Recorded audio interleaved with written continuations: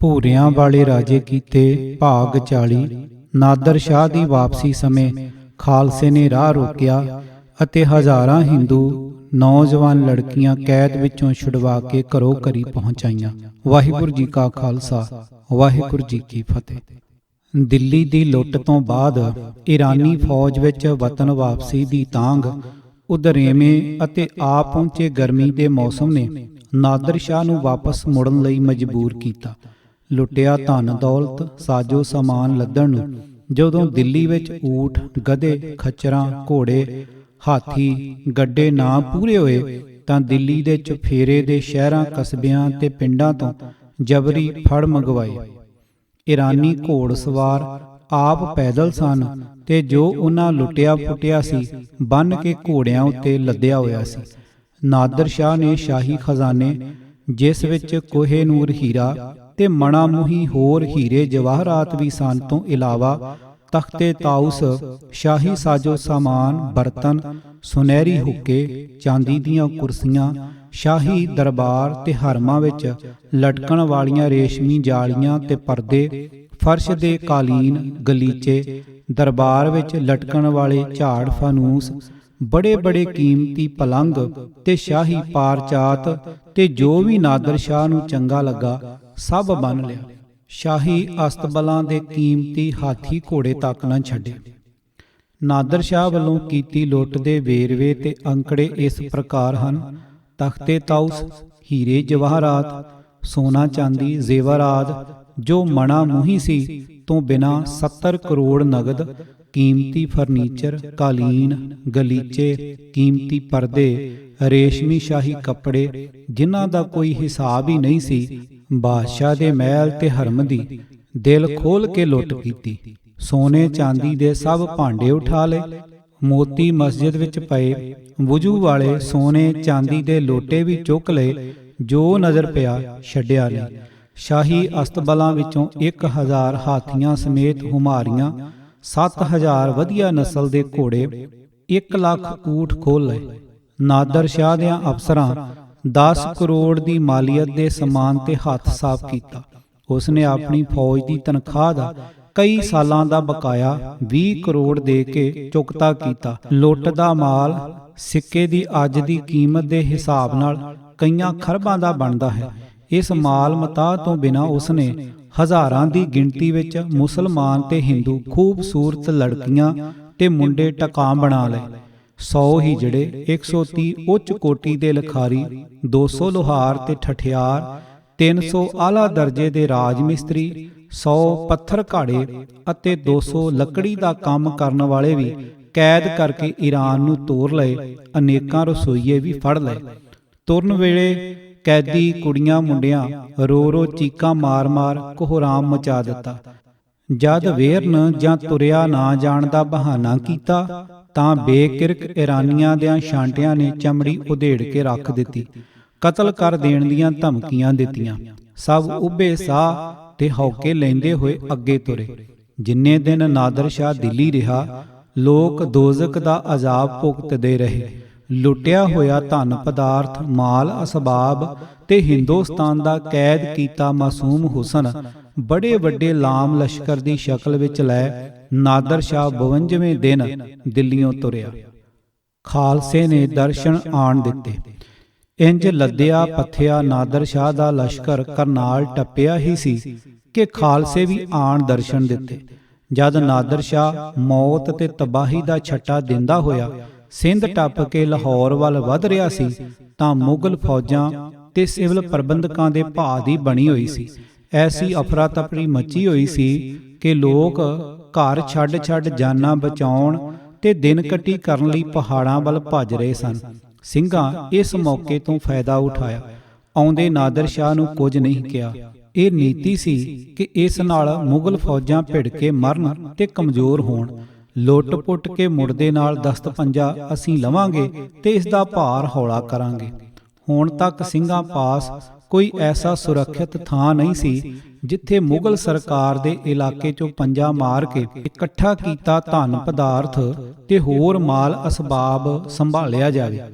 ਇਸ ਤੇ ਵਿਚਾਰ ਹੋਈ ਤੇ ਗੁਰਮਤਾ ਕਰਕੇ ਪਿੰਡ ਡੱਲੇਵਾਲ ਨਜ਼ਦੀਕ ਡੇਰਾ ਬਾਬਾ ਨਾਨਕ ਜੋ ਸ੍ਰੀ ਅੰਮ੍ਰਿਤਸਰ ਸਾਹਿਬ ਤੋਂ ਲਹਿੰਦੇ ਪਹਾੜ ਤੇ ਲਾਹੌਰੋਂ ਉੱਤਰ ਚੜ੍ਹਦੇ ਤੇ ਦਰਿਆ ਰਾਵੀ ਦੇ ਕੰਢੇ ਤੇ ਸਥਿਤ ਸੀ ਵਿਖੇ ਕੱਚਾ ਗੜ੍ਹ ਉਸਾਰ ਲਿਆ। ਬਾਰੀ ਦੁਆਬ ਰਾਵੀ ਬਿਆਸ ਦੇ ਵਿਚਕਾਰ ਦਾ ਇਲਾਕਾ ਲਾਹੌਰੋਂ ਪੜੋਲ ਕਠੂਏ ਦੀਆਂ ਪਹਾੜੀਆਂ ਤੱਕ ਉਗਰਾ ਲਿਆ। ਜਦ ਨਾਦਰ ਸ਼ਾਹ ਕਰਨਾਲੋਂ ਲੰਘ ਕੇ ਸਰਹੰਦ ਵੱਲ ਵਧ ਰਿਹਾ ਸੀ ਤਾਂ ਸਿੰਘਾਂ ਨੇ ਇਸ ਦੇ ਵਹੀਰ ਉੱਤੇ ਛਾਪੇ ਮਾਰਨੇ ਸ਼ੁਰੂ ਕਰ ਦਿੱਤੇ। ਪਹਿਲੇ ਦਿਨਾਂ ਵਿੱਚ ਹੋਏ ਨਿੱਕੇ ਨਿੱਕੇ ਛਾਪਿਆਂ ਨੂੰ ਉਸ ਨੇ ਗੌਲਿਆ ਨਾ, ਪਰ ਜ਼ਿਆਦਾ ਤੇਜ਼ ਤੇ ਚੋਖਾ ਨੁਕਸਾਨ ਕਰਨ ਵਾਲੇ ਬਣਦੇ ਗਏ। ਨਾਦਰ ਸ਼ਾਹ ਦਾ ਮੱਥਾ ਠਣਕਿਆ। ਸਿੰਘਾਂ ਨੂੰ ਜਦ ਪਤਾ ਲੱਗਾ ਕਿ ਨਾਦਰ ਸ਼ਾਹ ਧਨ ਦੌਲਤ ਤੋਂ ਬਿਨਾਂ ਹਜ਼ਾਰਾਂ ਬੇਗੁਨਾਹ ਨੌਜਵਾਨ ਮੁੰਡੇ ਕੁੜੀਆਂ ਵੀ ਬੰਨ ਕੇ ਲਈ ਜਾਂਦਾ ਹੈ ਤਾਂ ਲੁੱਟ ਮਾਰ ਨੂੰ ਪਹਿਲ ਦੇਣ ਦੀ ਥਾਂ ਹੁਣ ਉਹਨਾਂ ਇਹ ਬੰਦੀ ਛਡਾਉਣ ਵੱਲ ਜ਼ਿਆਦਾ ਧਿਆਨ ਦੇਣਾ ਸ਼ੁਰੂ ਕਰ ਦਿੱਤਾ। ਉਹਨਾਂ ਨੂੰ ਛਡਵਾਉਂਦੇ ਤੇ ਘਰੋਂ ਘਰੀ ਪਹੁੰਚਾਉਣ ਦਾ ਉਪਰਾਲਾ ਵੀ ਕਰਦੇ। ਸਰਹੰਦੋਂ ਨਾਦਰ ਸ਼ਾਹ ਰੋਪੜ ਵੱਲ ਮੁੜ ਪਿਆ ਤੇ ਇੱਥੋਂ ਸਤਲੁਜ ਪਾਰ ਕੀਤਾ। ਗਰਮੀ ਵੱਧ ਜਾਣ ਕਰਕੇ ਉਹ ਸ਼ਿਵਾਲਕ ਪਹਾੜ ਦੀ ਕੰਢੀ ਦੇ ਨਾਲ ਤੁਰਿਆ ਕਿ ਗਰਮੀ ਤੋਂ ਕੁਝ ਬਚਾਅ ਹੋਵੇ। ਗਰਮੀ ਤੋਂ ਬਚਣ ਦਾ ਉਪਾਅ ਤਾਂ ਕਰ ਲਿਆ, ਪਰ ਬੇਗਾਨੇ ਪੁੱਤ ਮਗਰ ਲੱਗੇ ਦੁੰਬ ਨੱਪੀ ਆਉਂਦੇ ਸਨ। ਉਹਨਾਂ ਦਾ ਕੀ ਉਪਾਅ ਕਰੇ? ਮਾਝਾ ਛੱਡ ਕੇ ਮਾਲਵੇ ਵੱਲ ਵਿਚਰਦੇ ਸਿੰਘ ਸ਼ਿਕਾਰ ਦੀ ਸੂਹ ਪਾ ਕੇ ਛੂਟ ਮਾਰ ਕੇ ਆਏ। ਦਰਿਆ ਸਤਲੁਜ ਟੱਪੇ ਤੇ ਹੁਸ਼ਿਆਰਪੁਰੋਂ ਅੱਗੇ ਨਾਦਰੀ ਲਸ਼ਕਰ ਉੱਤੇ ਹਮਲੇ ਤੇਜ਼ ਤੋਂ ਤੇਜ਼ ਤਰ ਹੋ ਗਏ। ਈਰਾਨੀ ਘੋੜਿਆਂ ਤੇ ਹਥਿਆਰਾਂ ਉੱਤੇ ਵੀ ਖਾਲਸੇ ਦੀ ਨਜ਼ਰ ਸੀ। ਤੁਰਕਾਨੀ ਲਾਮ ਲਸ਼ਕਰ ਨੂੰ ਨਾ ਦਿਨੇ ਨਾ ਰਾਤ ਚੈਨ ਲੈਣ ਦਿੰਦੇ। ਉਹ ਮਿੱਥ ਕੇ ਇੱਕ ਥਾਂ ਜੰਮ ਕੇ ਲੜਨ ਨਾਲੋਂ ਗੁਰੀਲਿਆਂ ਵਾਂਗ ਦੁਸ਼ਮਣ ਦੇ ਬਰਬਾਦੀ ਕਰਨ ਵਿੱਚ ਯਕੀਨ ਰੱਖਦੇ ਸਨ। ਤਜਵੀਜ਼ ਇਹ ਸੀ ਕਿ ਦੁਸ਼ਮਣ ਨੂੰ 24 ਘੰਟੇ ਹੀ ਭਾਜੜ ਪਾਈ ਰੱਖੋ, ਨਾ ਟਿਕ ਕੇ ਖਾ ਸਕੇ ਨਾ ਆਰਾਮ ਕਰ ਸਕੇ। ਨਾਦਰ ਸ਼ਾਹ ਨੂੰ ਇੰਨਾ ਜਿੱਚ ਕੀਤਾ ਕਿ ਬਿਲਬਲਾ ਉੱਠਿਆ। ਨਾਦਰ ਸ਼ਾਹ ਬਿਆਸ ਪਾਰ ਹੋਇਆ ਤੇ ਸਿੰਘ ਵੀ ਨਾਲ ਹੀ ਟੱਪ ਪਏ। ਬਾਰੀ ਦਬਾਬ ਵਿੱਚ ਪਹਿਲਾਂ ਹੀ ਸਿੰਘ ਆ ਰਹੇ ਦੁਸ਼ਮਣ ਨੂੰ ਸ਼ਹਿ ਲਾ ਕੇ ਉਡੀਕ ਰਹੇ ਸਨ। ਹੁਣ ਤਾਂ ਹਾਲਤ ਉਹ ਬਣੀ ਜਿਵੇਂ ਇੱਕ ਮਗਰਮੱਛ ਨੂੰ ਦੋ ਲੁੱਦਰ ਪੈ ਜਾਂਦੇ ਹਨ। ਇੱਕ ਵੱਲ ਹੁੰਦਾ ਤੇ ਦੂਜਾ ਮਗਰੋਂ ਛਾਲ ਮਾਰ ਕੇ ਧੌਣ ਤੇ ਚੜ ਜਾਂਦਾ ਤੇ ਮਾਸ ਦੀ ਬੋਟੀ ਕੱਢ ਲੈਂਦਾ, ਤੇ ਮਗਰਮੱਛ ਦੇ ਉਸ ਵੱਲ ਹੋਣ ਤੋਂ ਪਹਿਲਾਂ ਛਾਲ ਮਾਰ ਕੇ ਫੁਰਤੀ ਨਾਲ ਔ ਜਾਂਦਾ। ਇੰਨੇ ਚੁਰ ਨੂੰ ਪਹਿਲੇ ਨੂੰ ਮੌਕਾ ਮਿਲਦਾ ਤੇ ਉਹ ਵੀ ਤੇਜ਼ੀ ਨਾਲ ਧੌਣ ਤੇ ਚੜ ਕੇ ਪਹਿਲੇ ਵਾਲੀ ਕਾਰਵਾਈ ਪਾਉਂਦਾ ਤੇ ਇਹ ਸਿਲਸਿਲਾ ਲਗਾਤਾਰ ਚੱਲਦਾ।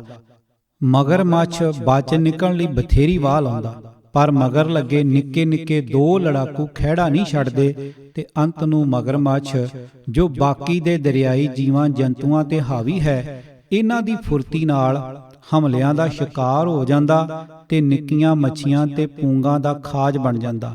ਬਸ ਸਿੰਘਾਂ ਹੱਥੋਂ ਨਾਦਰ ਸ਼ਾਹ ਦੀ ਇਹੋ ਜਿਹੀ ਦੁਰਦਸ਼ਾ ਹੋ ਰਹੀ ਸੀ। ਚਨਾਬ ਪਾਰ ਕਰਨ ਤੋਂ ਪਹਿਲਾਂ ਸਿੰਘਾਂ ਨਾਦਰ ਸ਼ਾਹ ਦੀ ਲੁੱਟ ਤੋਂ ਤਕੜਾ ਹਿੱਸਾ ਵੰਡਾ ਕੇ ਉਸ ਦਾ ਵਾਹਵਾ ਭਾਰ ਹੌਲਾ ਕਰ ਦਿੱਤਾ। ਚਨਾਬ ਦਰਿਆ ਦੇ ਕੰਢੇ ਤਾਂ ਸਿੰਘਾਂ ਬੜੇ ਖੁੱਲ੍ਹ ਕੇ ਹੱਥ ਮਾਰੇ। ਲਗਭਗ ਸਾਰੇ ਲੜਕੇ ਲੜਕੀਆਂ ਤੇ ਕਾਰੀਗਰ ਵਗੈਰਾ ਆਜ਼ਾਦ ਕਰਵਾ ਲਏ। ਸਿੰਘਾਂ ਨਾਦਰ ਸ਼ਾਹ ਦਾ ਪਿੱਛਾ ਹਿੰਦੁਸਤਾਨ ਦੀ ਹੱਦ ਤੱਕ ਕੀਤਾ। ਉਹ ਉਦੋਂ ਹੀ ਮੁੜੇ ਜਦ ਦਰਿਆ ਸਿੰਧ ਟੱਪ ਗਿਆ। ਪੰਜਾਬ ਵਿੱਚੋਂ ਲੰਘਦੇ ਨੂੰ ਜ਼ਕਰੀਆ ਖਾਨ ਤੋਰਨ ਲਈ ਦਰਿਆ ਚਨਾਬ ਤੱਕ ਨਾਲ ਗਿਆ। ਸਿੰਘਾਂ ਨੇ ਹਮਲਾ ਕਰਕੇ ਨਾਦਰ ਸ਼ਾਹ ਦਾ ਨੱਕ 'ਚ ਦਮ ਕੀਤਾ ਹੋਇਆ ਸੀ। ਅੱਕੇ ਹੋਏ ਨਾਦਰ ਨੇ ਖਾਨ ਬਹਾਦਰ ਜ਼ਕਰੀਆ ਖਾਨ ਤੋਂ ਪੁੱਛਿਆ ਕਿ ਇਹ ਕਿਸ ਕਿਸਮ ਦੇ ਲੋਕ ਹਨ ਜਿਨ੍ਹਾਂ ਛਪੋਲ ਮਾਰ ਮੇਰੀ ਫੌਜ ਦਾ ਇੰਨਾ ਬੁਰਾ ਹਾਲ ਕੀਤਾ ਹੈ ਤੇ ਮੇਰਾ ਬਹੁਤ ਸਾਰਾ ਮਾਲ ਖੋਹ ਲਿਆ ਹੈ ਅਤੇ ਬਹੁਤ ਸਾਰੀਆਂ ਢੱਕਾਂ ਛੁਡਾ ਕੇ ਲੈ ਗਏ ਹਨ। ਬਿਲਕੁਲ ਵਹਿਸ਼ੀ ਕਿਸਮ ਦੇ ਲੋਕ ਹਨ, ਮੇਰਾ ਭੋਰਾ ਵੀ ਡਰ ਨਹੀਂ ਮੰਨਦੇ। ਜ਼ਕਰੀਆ ਖਾਨ ਨੇ ਉੱਤਰ ਦਿੱਤਾ, ਇਹ ਫਕੀਰਾਂ ਦਾ ਗਰੋਹ ਹੈ ਤੇ ਇਹਨਾਂ ਦਾ ਬਾਨੀ ਗੁਰੂ ਨਾਨਕ ਹੋਇਆ ਹੈ ਜੋ ਬਹੁਤ ਮੁਅੱਜ਼ਿਆਂ ਦੀ ਤਾਕਤ ਰੱਖਦਾ ਸੀ। ਇਹ ਸਾਲ ਵਿੱਚ 2 ਵਾਰ ਕਿਤਿਓਂ ਆਉਂਦੇ ਹਨ ਤੇ ਅੰਮ੍ਰਿਤਸਰ ਦੇ ਮੁਕੱਦਸ ਹੌਜ ਪਵਿੱਤਰ ਸਰੋਵਰ ਵਿੱਚ ਇਸ਼ਨਾਨ ਕਰਕੇ ਪਤਾ ਨਹੀਂ ਕਿੱਥੇ ਗਾਇਬ ਹੋ ਜਾਂਦੇ ਹਨ।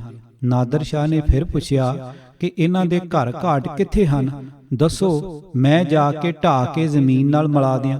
ਜ਼ਕਰੀਆ ਖਾਨ ਨਿਮਰਤਾ ਨਾਲ ਬੋਲਿਆ, ਜਨਾਬ ਘੋੜਿਆਂ ਦੀਆਂ ਕਾਠੀਆਂ ਹੀ ਇਹਨਾਂ ਦੇ ਘਰ ਹਨ, ਘੋੜਿਆਂ ਤੇ ਹੀ ਸੌਂ ਲੈਂਦੇ ਹਨ।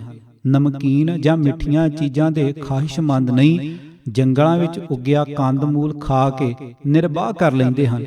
100 ਕੋਹ ਦੇ ਪੈਦਲ ਪੰਧ ਨੂੰ ਤੁੱਛ ਸਮਝਦੇ ਹਨ। ਨਾਦਰ ਸ਼ਾਹ ਦਾ ਅਗਲਾ ਸਵਾਲ ਸੀ। ਖਾਨ ਬਹਾਦਰ ਨੇ ਨੀਵੀਂ ਪਾ ਕੇ ਦੱਬੀ ਜਿਹੀ ਜ਼ੁਬਾਨ ਨਾਲ ਆਖਿਆ, ਹਜ਼ੂਰ, ਇਹ ਸਭ ਕੁਝ ਖੋਹ ਖਿੱਚ ਲੈਂਦੇ ਹਨ, ਕਿਆਮਤ ਦੇ ਆਸਾਰ ਨਜ਼ਰ ਆ ਰਹੇ ਹਨ। ਨਾਦਰ ਸ਼ਾਹ ਨੇ ਪਲ ਕੁ ਸੋਚ ਕੇ ਕਿਹਾ, ਇਸ ਕੌਮ ਪਾਸੋਂ ਬਾਦਸ਼ਾਹੀ ਦੀ ਬੂ ਆਉਂਦੀ ਹੈ। ਆਪਣਾ ਫਿਕਰ ਕਰ ਲਓ, ਉਹ ਦਿਨ ਦੂਰ ਨਹੀਂ ਜਾਦੇ ਤੁਹਾਥੋਂ ਮੁਲਕ ਅਤੇ ਹਕੂਮਤ ਖੋਹ ਲੈਣਗੇ। ਨਾਦਰ ਸ਼ਾਹ ਦੀ ਕੀਤੀ ਭਵਿੱਖਬਾਣੀ ਛੇਤੀ ਹੀ ਸੱਚ ਸਾਬਤ ਹੋ ਗਈ। ਭੂਰਿਆਂ ਵਾਲੇ ਰਾਜੇ ਕੀਤੇ ਭਾਗ 40। ਲੇਖਕ ਪ੍ਰਿੰਸੀਪਲ ਸਵਰਨ ਸਿੰਘ ਚੂਸਲੇਵੜ। ਆਵਾਜ਼ ਭਾਈ ਗੁਰਜੰਟ ਸਿੰਘ ਰੂਪੋਵਾਲੀ। ਵਾਹਿਗੁਰੂ ਜੀ ਕਾ ਖਾਲਸਾ, ਵਾਹਿਗੁਰੂ ਜੀ ਕੀ ਫਤਿਹ।